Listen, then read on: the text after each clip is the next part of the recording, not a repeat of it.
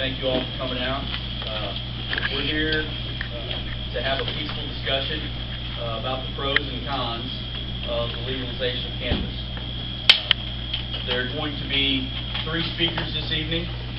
Mr. John W. Payne, he is the Executive Director of Shelby Cannabis.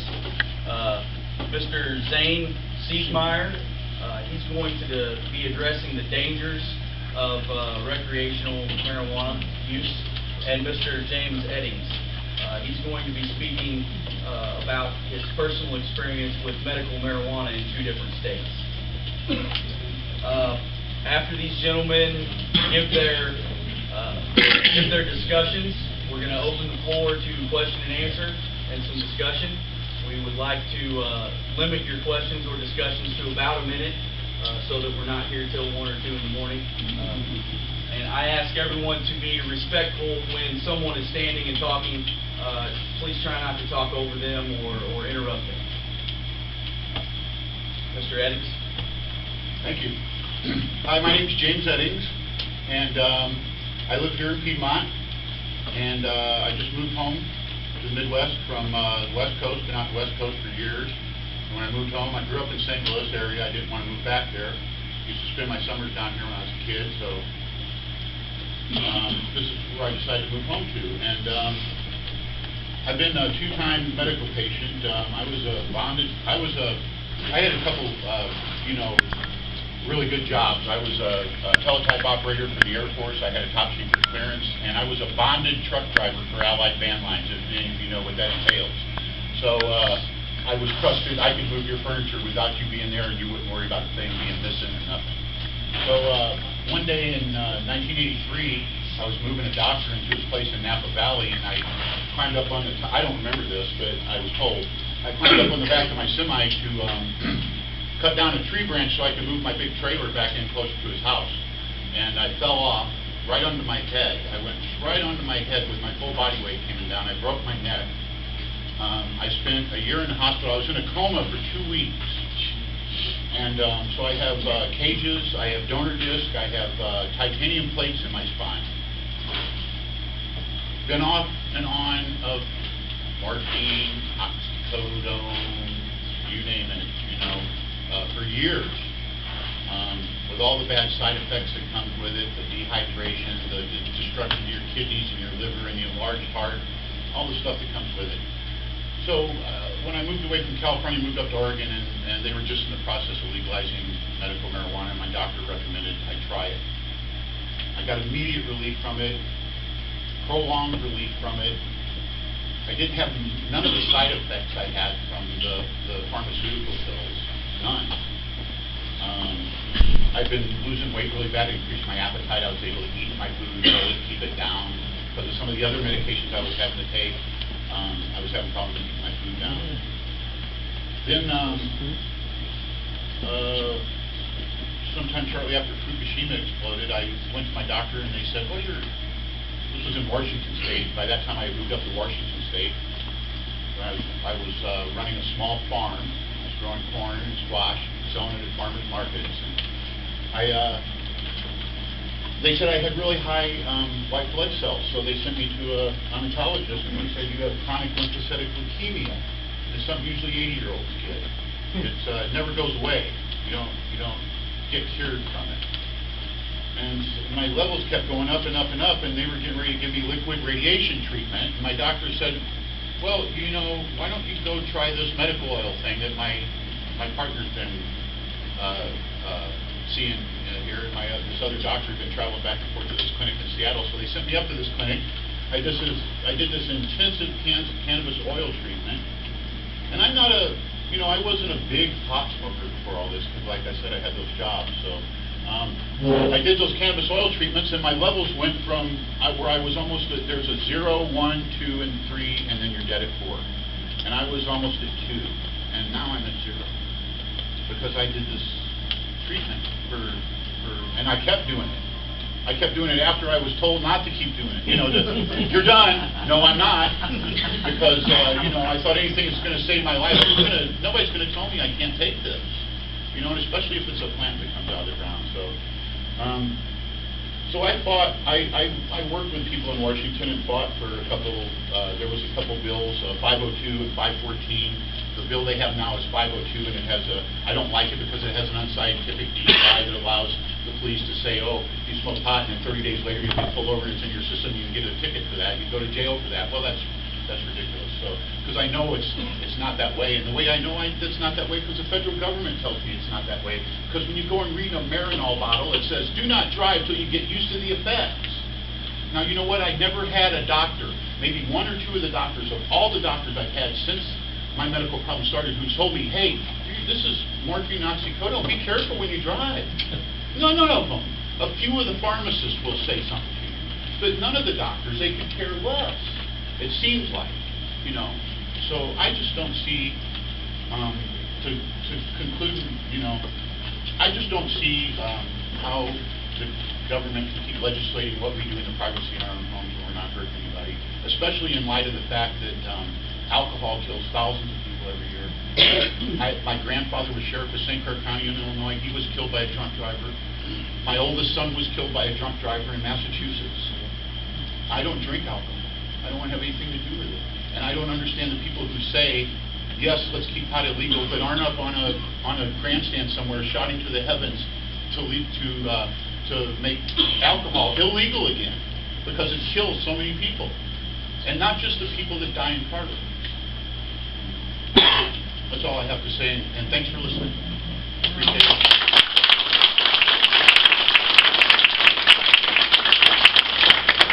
It's my turn next. Yes, sir. Could I ask one question, though? People might like to know.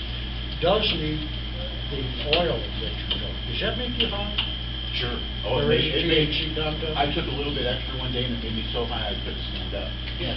But you know what? I'm the type of person that that was it. I mean, I didn't hallucinate or see Mickey Mouse on the ceiling. There was nothing weird. I didn't want to go out and kill and rape and do all these things that the police used to say 50 years ago. That when you're on it. So no. In fact, I think I probably was a lot more pleasant on it than I was when I did drink alcohol.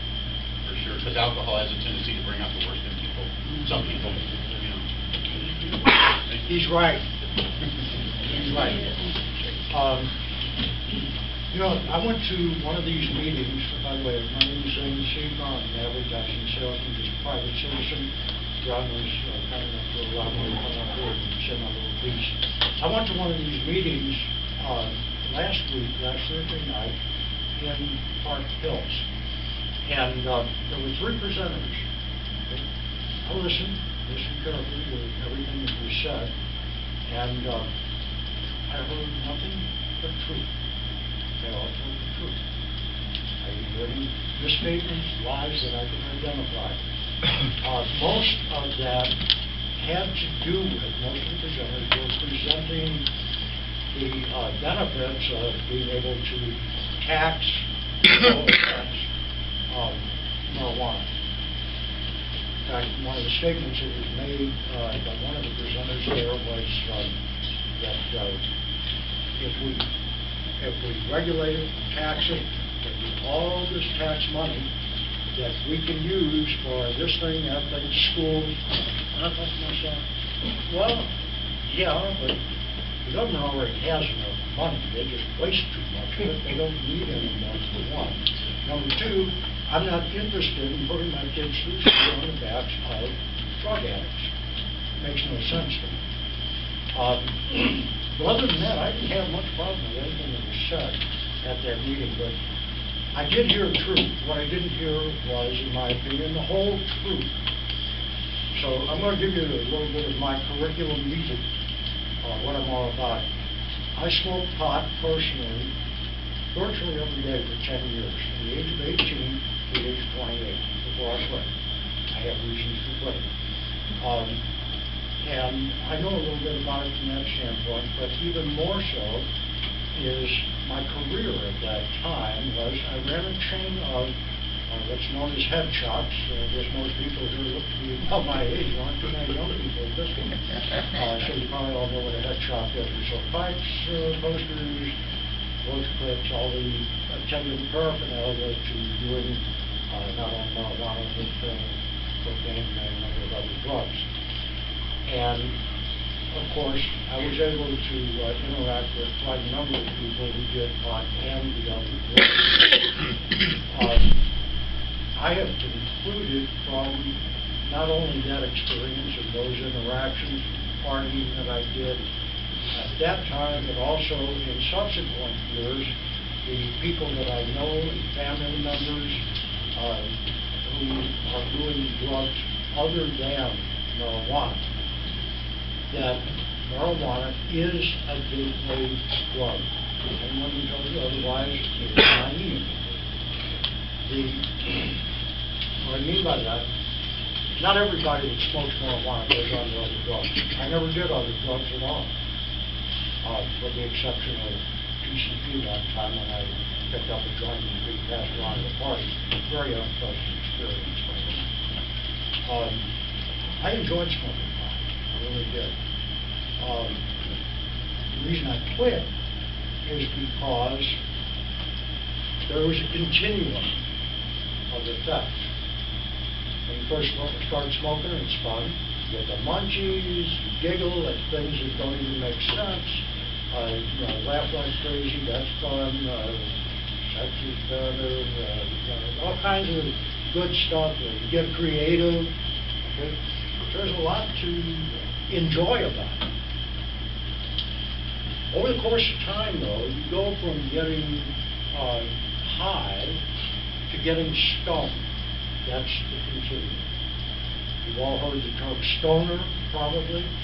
That's a guy that when he lights up, he drops out. It does have a dramatic effect, but it's gradual on your memory, being able to grasp a word, being effective in your interaction with other people. All of those things are the downside. Here's the biggest downside. Not everyone that does pot, as I started to say earlier, goes on to the other drugs. But all the people that I've known over the course of the years, both in my professional life and personally, who are on other drugs, many of whom have died, they all started smoking pot.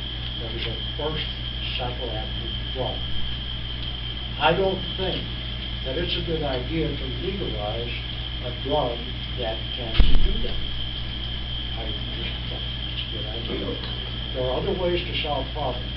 Now this fellow, the medical stuff, I don't even have a strong opinion. I do have a strong opinion, as a matter of fact.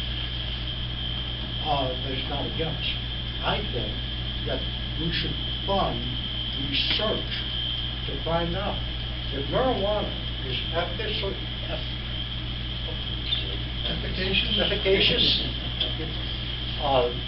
more efficacious than another drug that we currently use and has less side effects like this fellow's experienced. My God, I'm in favor.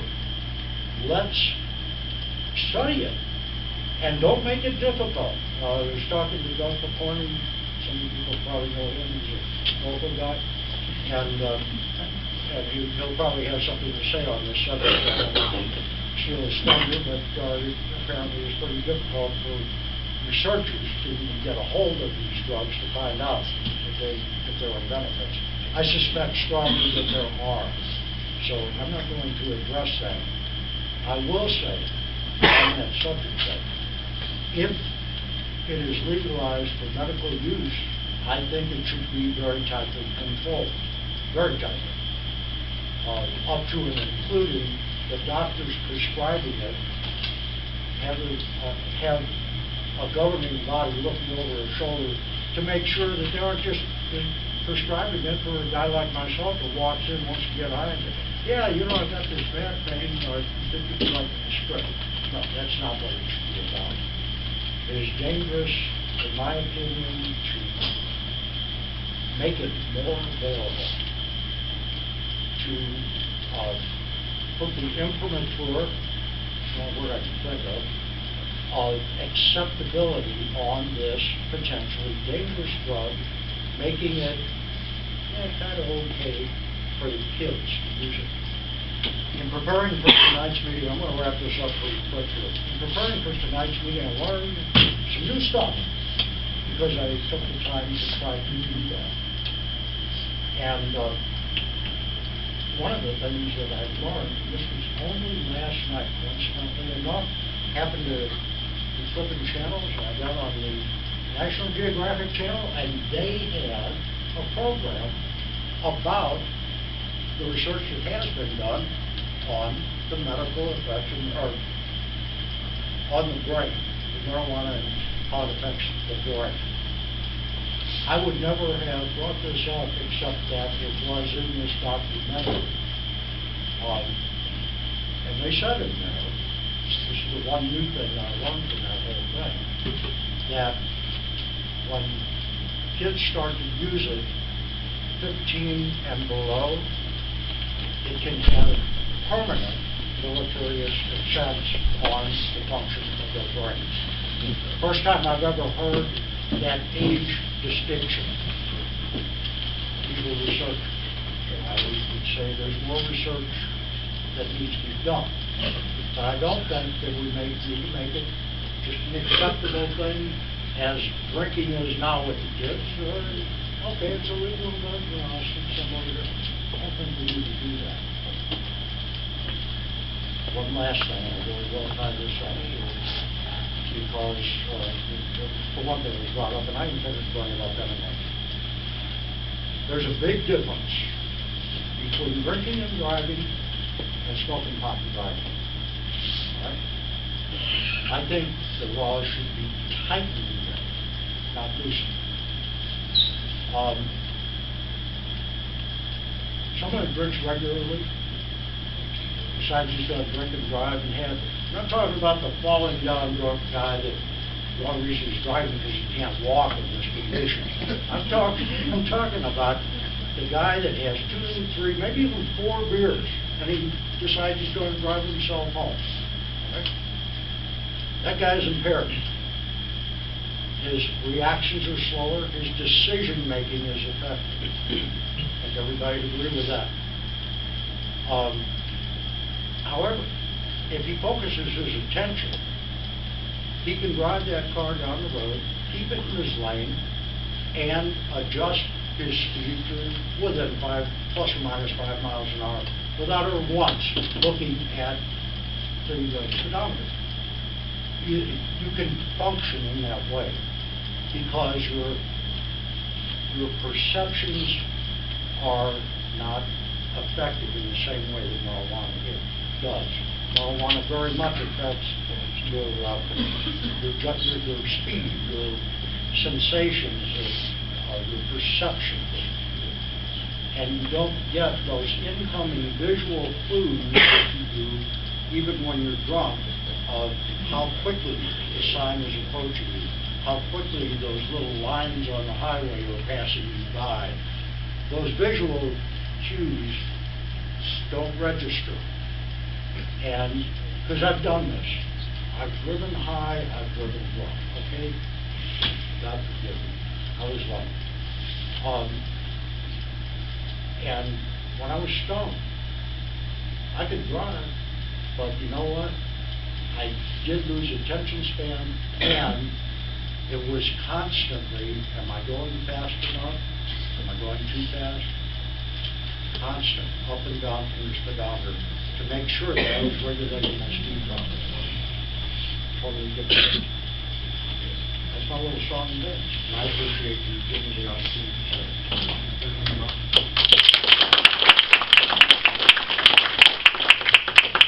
I got booed last time.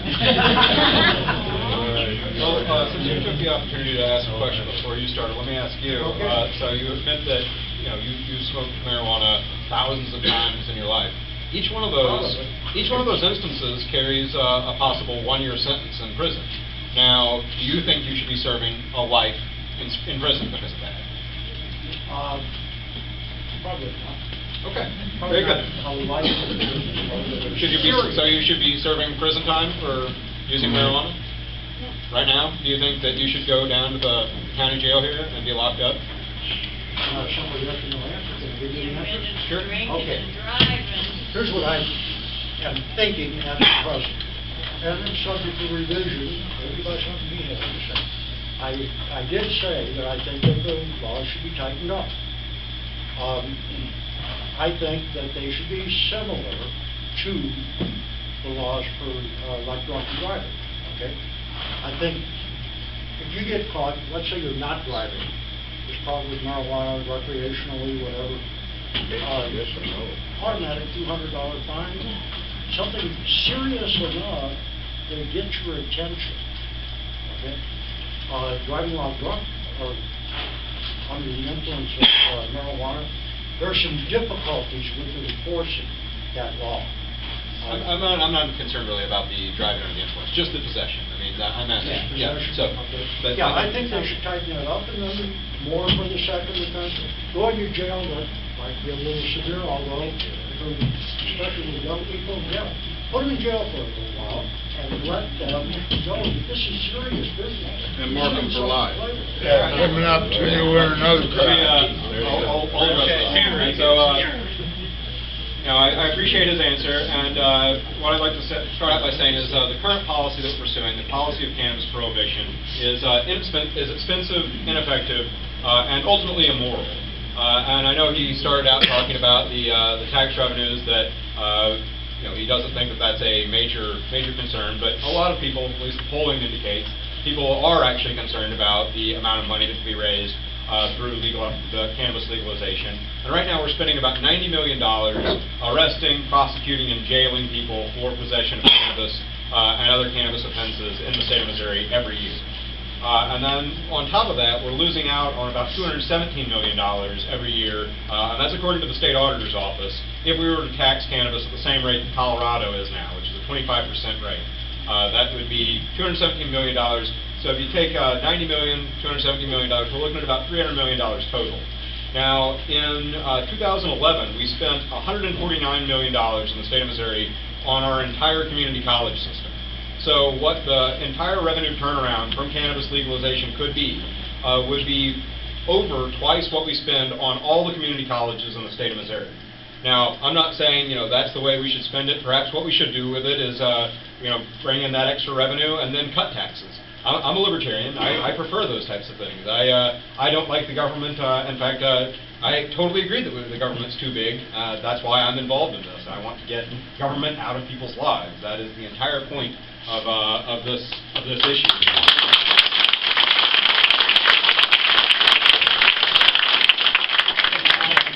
All the money that we spend enforcing these laws and all the money that we miss out on in tax revenue and all the money that could be made if this was a legal above-ground industry, what does it really get us? Does it actually stop people from using, and more importantly, abusing cannabis? Because there are people out there that have problems with it, and I think the answer is an obvious no. Currently, there are 19 million people in this country who use cannabis on a regular basis. Over 40% of Americans have tried it. I believe all the panelists up here. When we did a panel down in Poplar Bluff, there was myself and an attorney and two police officers from Poplar Bluff, and the deputy chief actually admitted that it was him and Kevin Glazer from the SEMO Drug Task Force both admitted that they had used it, which I thought was kind of amusing. Over 40% of Americans have tried it, the majority of those under the age of 65. And before 1937 in most states in this country, it was perfectly legal to use cannabis, yet you're more likely to have used it after the law banning it was passed than if you were born before that.